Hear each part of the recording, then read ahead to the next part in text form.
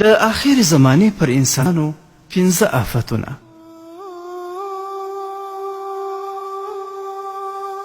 حضرت عبدالله بن عمر رضی الله تعالی عنه فرمایي چې یو وخت رسول الله صلی الله علیه وسلم موږ ته خطبه راکوله.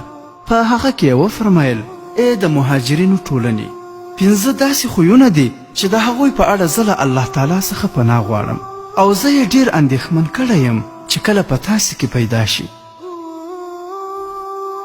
اول دا چې کله په یوه قوم کې بېحیایي خپره شي نو پر هغوی طاعون، وبا او داسې نوي او رنګارنګ ناروغیانې مسلطه کیږي چې د دوی پلرونو او نیکونو یې بیخي نوم نه و اورېدلی.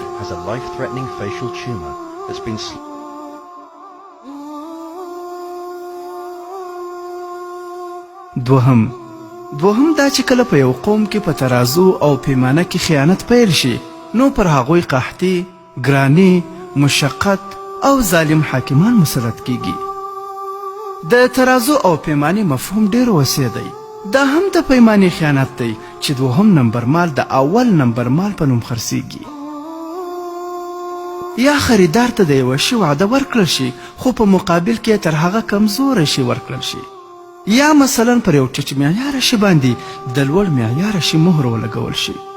خلکو ته دا په فکر کې ورکول کیږي چې د دې معیار د هغه بل په څیر لوړ دی او داسې نور په سلګونو خیانتونه چې کله دوی داسې خیانتونه شروع کړي نو پر هغوی قحطي، ګراني، مشقت او ظالم باچاهان مسلط کیږي.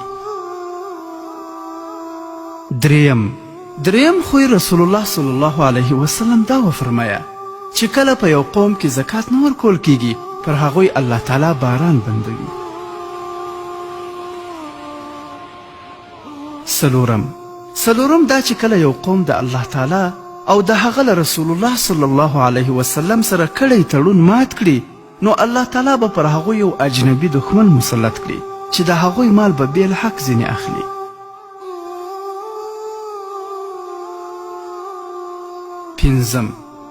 پنځم دا چې کله د واک او قدرت څښتنان د قرآن کریم پر قانون فیصله نه کوي او د الله تعالی لخوا له نازل کړو احکامو سره مینه او محبت نه لري نو الله تعالی به د هغوی په منځ کې نفرت او جنګ جګړې واچوي. کتاب افضل الحکایات اول جلد صفحه نمبر 211 او 212.